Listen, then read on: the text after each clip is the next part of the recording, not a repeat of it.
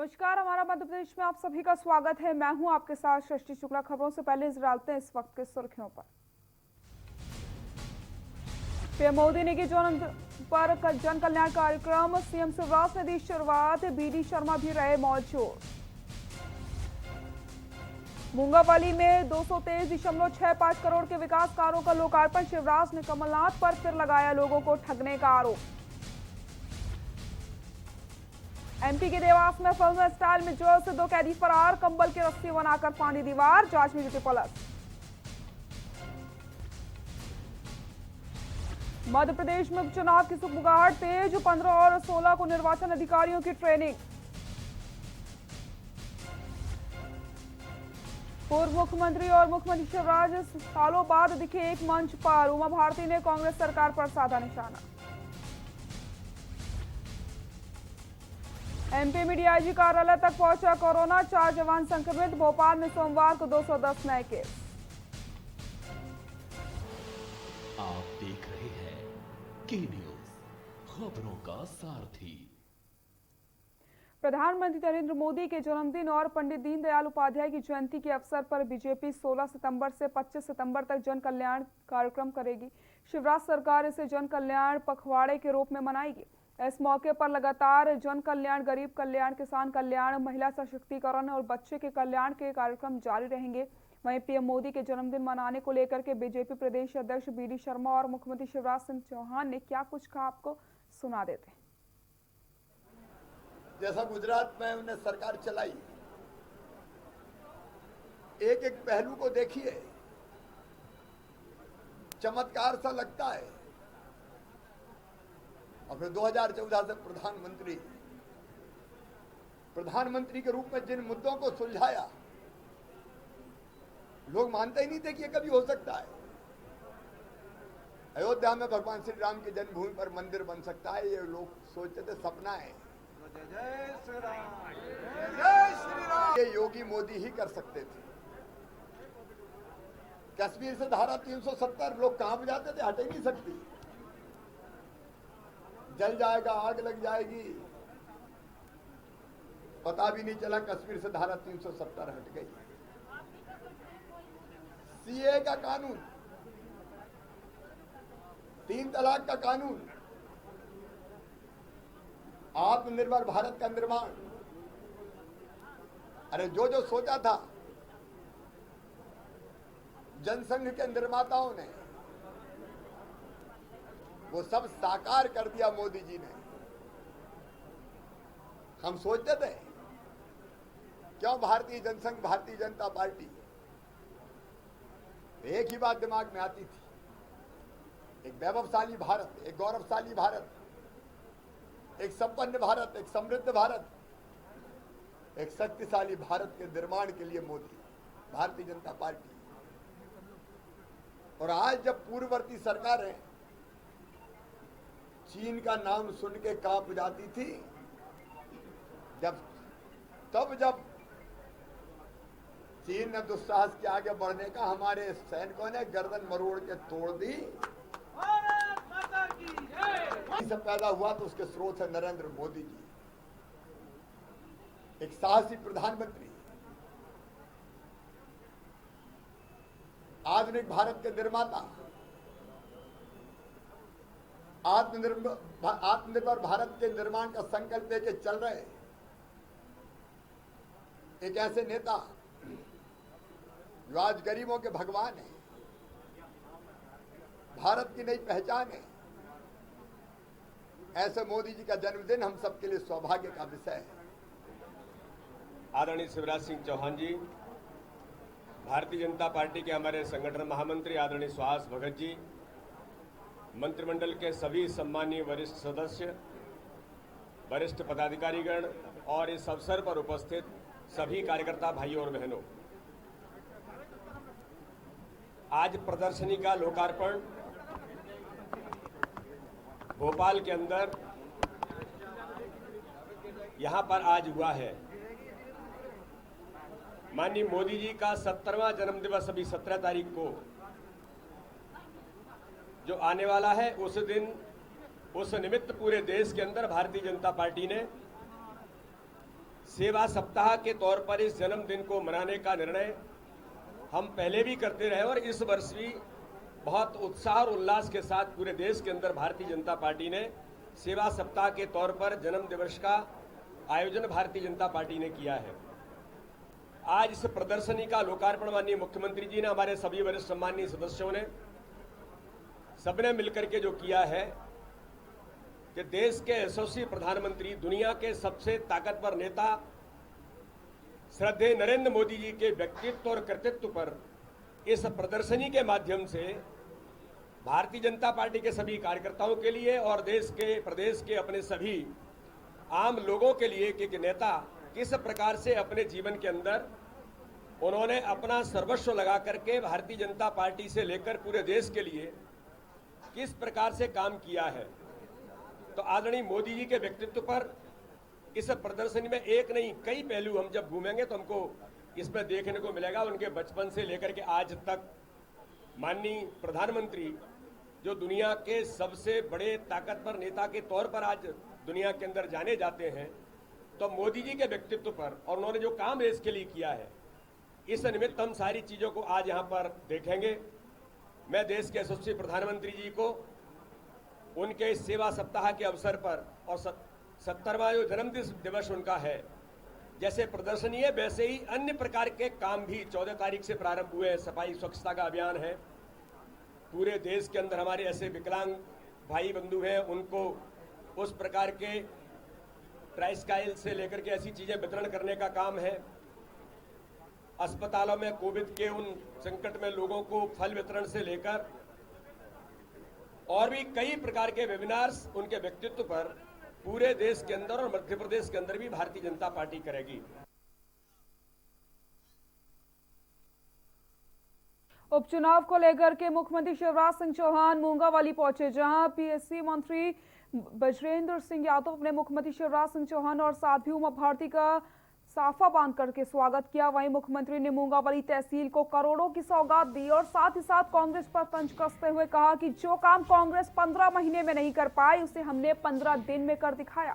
साथ ही साथ मुख्यमंत्री ने कहा कि मध्य प्रदेश सरकार हमेशा से ही क्षेत्र और गरीबों के विकास के लिए काम करती आ रही है और करती भी रहेगी। वहीं प्रदेश के पूर्व मुख्यमंत्री उमा भारती ने शिवराज सिंह चौहान को खुद से बेहतर मुख्यमंत्री बताया है।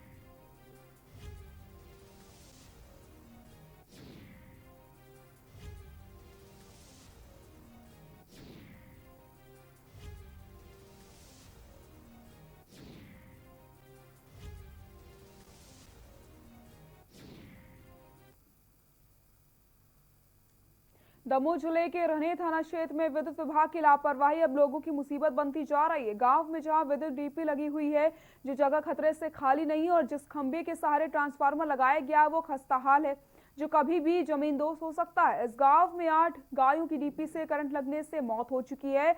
अब ग्रामीणों को अपनी जान का खतरा सता रहा है। मामले को लेकर के न्यूज के संवाददाता ब्रिजेश तिवारी ने ग्रामीण के साथ साथ कलेक्टर से भी खास बातचीत करी।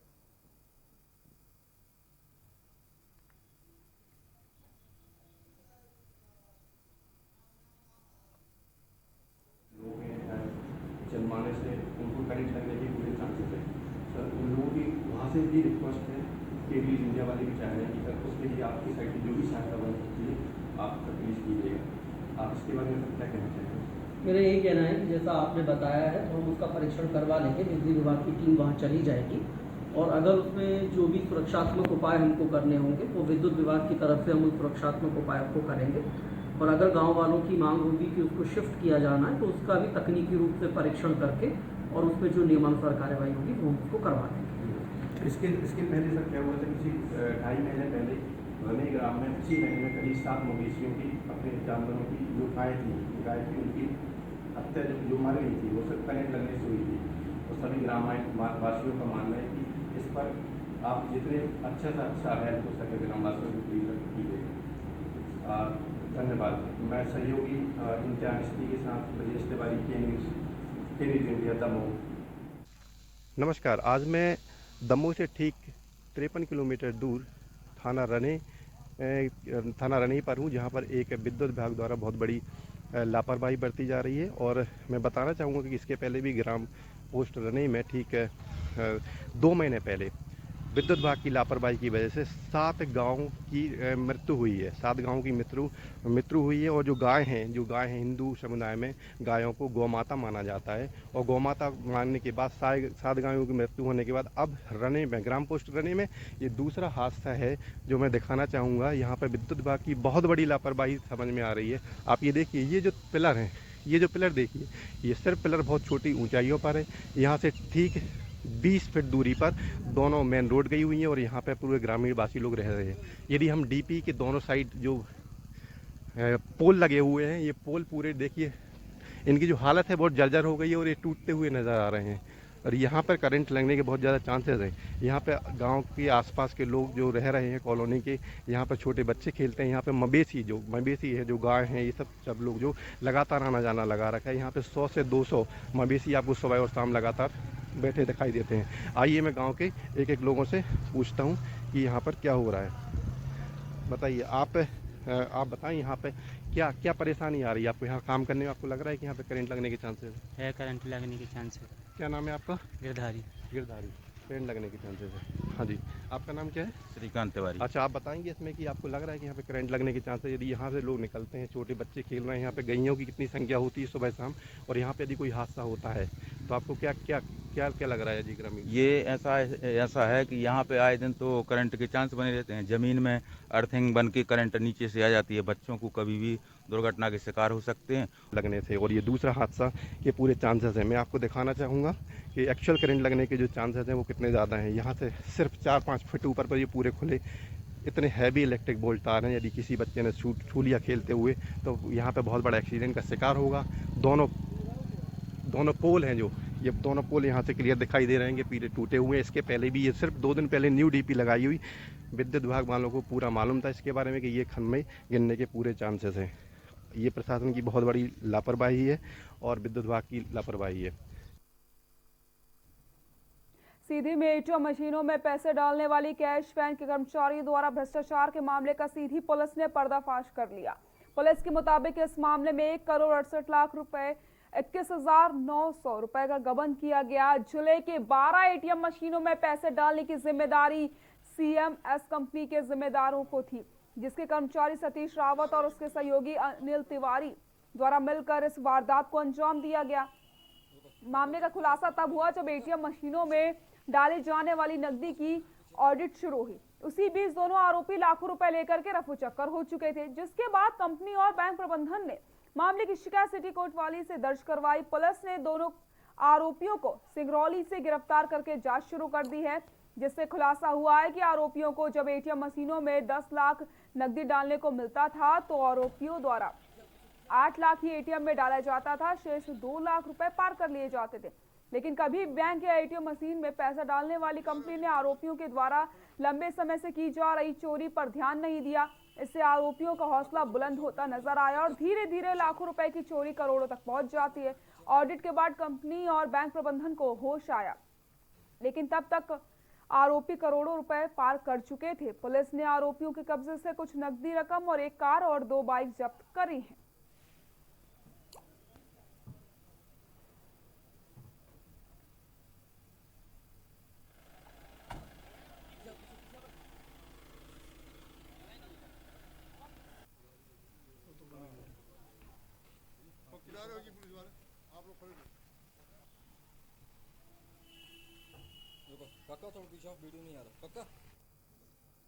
शासन द्वारा सुदूर ग्रामीण क्षेत्रों में जनता को मूलभूत सुविधाओं को ध्यान में रखते हुए विभिन्न योजनाएं संचालित की जा रही हैं, लेकिन अधिकारी कर्मचारियों की लापरवाही के कारण लोगों को योजनाओं का लाभ नहीं मिल पा रहा, जिसकी शिकायत समय समय पर ग्रामीण द्वारा उच्च अधिकारियों को की जाती है, लेकिन उसके बावजूद भी इस ओर कोई ध्यान नहीं दिया जाता। आपको बता दें, ग्रामीणों को आवास, पानी, बिजली, गंदगी आदि अनेकों समस्याओं से जूझना पड़ रहा है। ऐसे ही वानगी जिला मुख्यालय से 10 किलोमीटर समीपस्थ ग्राम पंचायत नींगा में देखने को मिली है, जहां पर 2.5 साल पूर्व तत्कालीन राज्यसभा सांसद प्रकाश जावड़ेकर की निधि से 20 लाख रुपए की राशि सामुदायिक भवन निर्माण को राशि दी गई थी। ग्राम पंचायत के सरपंच सचिव की लापरवाही के चलते 2.5 साल बीतने के बावजूद भी आज तक सामुदायिक भवन का निर्माण कार्य पूरा नहीं हो पाया। मामले को लेकर के जनपद सीईओ अरविंद बोरकर से के न्यूज इंडिया चैनल ने इंटरव्यू लेना चाहा तो उन्होंने तबीयत खराब होने का बहाना बता करके कुछ भी कहने से साफ इनकार कर दिया। बहरहाल अधिकारियों के इस चुप्पी से साफ झलकता है कि शासन के आने वाली राशियों में किस तरीके का खेल पंचायतों में खेला जा रहा है, जहां पर शासन के सभी नियम धरे के धरे रह जाते हैं।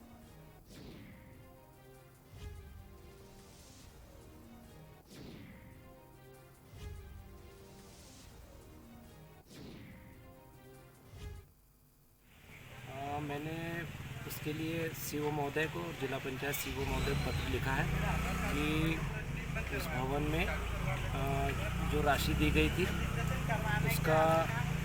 उसकी राशि का उपयोग पूरा हुआ है या नहीं ये जानकारी दे, और जो अधूरा पड़ा है उसके लिए राशि ग्राम पंचायत में अगर नहीं दी गई हो तो उसे यथाशीघ्र दे, ताकि वो भवन का निर्माण कार्य पूर्ण।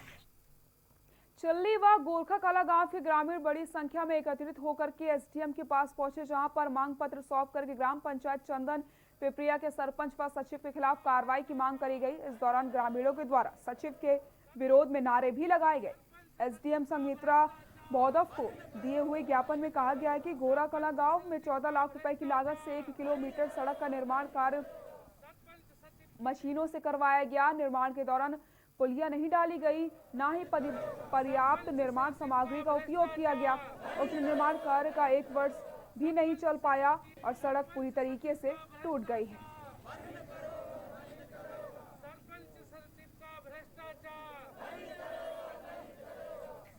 ग्राम पंचायत चंदन पिपरिया के ग्राम गोरखा और समस्त ग्रामीण वासियों द्वारा आज ग्राम गोरखा में जो सड़क निर्माण हुआ था उसको लेकर जांच के संबंधी ज्ञापन दिया है और इस संबंध में जनपद सीओ को निर्देशित किया।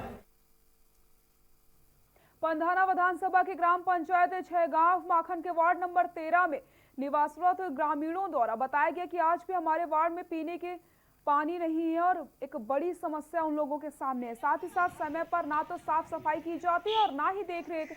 माकूल नालियों में ना होने से गंदगी सड़क पर बहती दिखाई देती है। बारिश के मौसम में कीचड़ होने से वार्ड वासियों को काफी परेशानियों का सामना करना पड़ता है।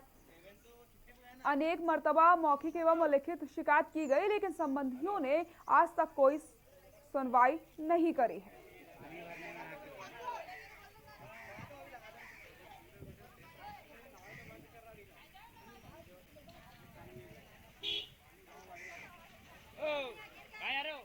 मैं यहाँ इस वार्ड में सन 1999 से रह रही हूँ, लेकिन सरपंच सचिव को कई बार शिकायत की पानी के लिए, लाइट के लिए, बाकी कोई व्यवस्था उनके द्वारा की नहीं गई।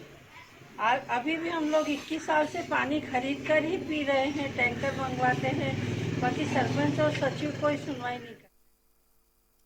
खबर ग्यारसपुर से, जहां पर काफी दिनों के बाद बिजली की गड़गड़ाहट के साथ हुई बारिश से लोगों की उमस भरी गर्मी से राहत मिल गई, तो दूसरी ओर किसानों की खेतों में कटी पड़ी फसल बर्बाद हो चुकी है। 1 घंटे से अधिक समय तक हुई तेज बारिश से पूरे क्षेत्र को तरबतर कर दिया। लोगों को गर्मी और उमस से राहत मिली, तो वहीं किसानों के लिए मुश्किल पैदा हो चुकी है।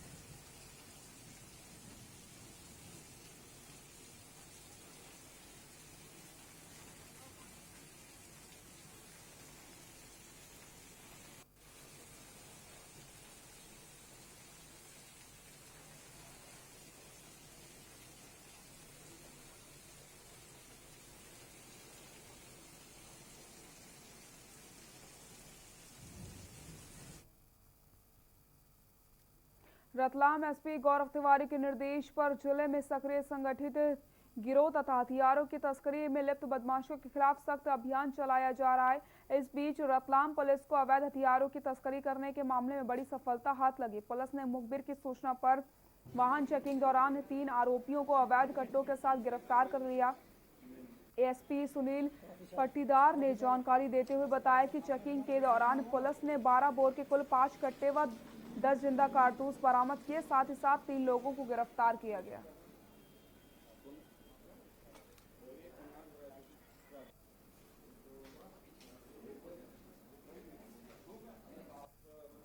ये 45,000 रुपए में इन्होंने सामान खरीदा है। इसमें ये सारे 12 बोर के पेपर हैं, आप लोग सामने जो ये रखे हुए हैं। और कल सूचना के आधार पर जो है बिलबाग पुलिस ने उन लोगों को एक इको गाड़ी है, उस गाड़ी की सूचना पर और जो इकोस हमारे पास आए थे उस सूचना पर इन लोगों ने कार्रवाई की है। खजाना पाने की चाहत में खजाना खोजने पहुंचे 2 लोग को अपनी जान गंवाना पड़ा। बाकी बचे लोग भी सर पर पैर रखकर मौके से भाग खड़े हुए। मामला भिंड का है, जहां पर मदनपुरा गांव के पास का है। मऊ थाना पुलिस से मिली जानकारी के अनुसार स्थानीय लोगों ने सूचना दी थी कि मदनपुरा गांव के खलिहान में एक शख्स की बॉडी पड़ी हुई है। इस सूचना पर पुलिस मौके पर पहुंचती है। पुलिस ने दोनों की लाश को पोस्टमार्टम के लिए भिजवा दिया और मामले की जांच शुरू कर दी।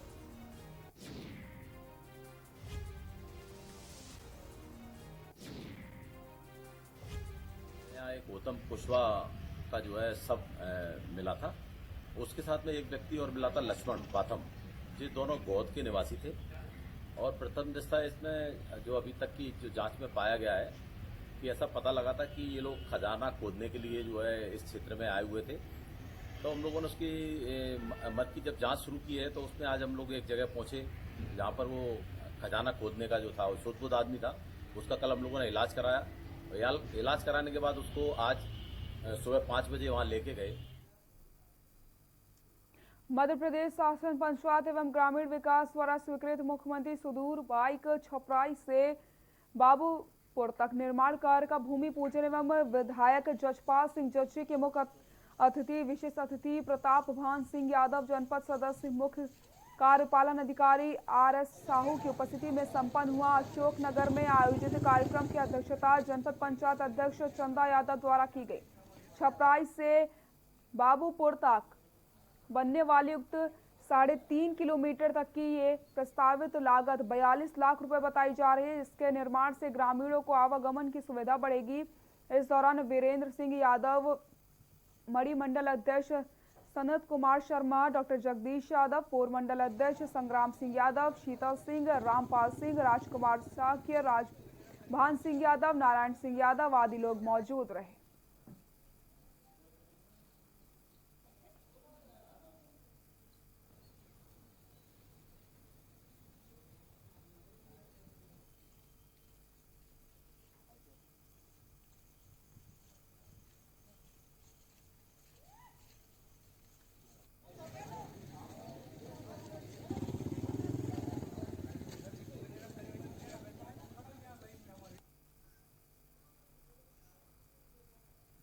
खबर सिरोंज से, जहां पर सिरोंज तहसील के ज्यादातर गांव की स्थिति यही है कि कीचड़ में गांव या फिर कीचड़ की सड़कें हैं। प्रधानमंत्री के स्वच्छता अभियान का मजाक उड़ाया जा रहा है। आसपास के ग्रामों में सरपंच एवं सचिवों की उदासीनता के कारण ग्रामीण काफी परेशान हो चुके हैं। मामला ग्राम पंचायत बांसखेड़ी का है, जहां पर सड़क तो है लेकिन सिर्फ कीचड़ ही कीचड़ नजर आता है।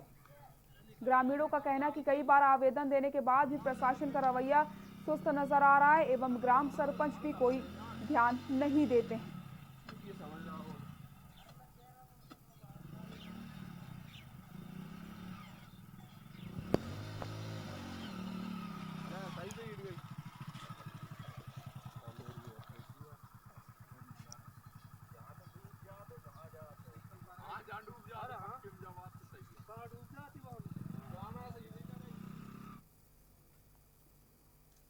बुलेटिन में फिलहाल के लिए इतना ही। देखते रहिए के न्यूज़ इंडिया। नमस्कार।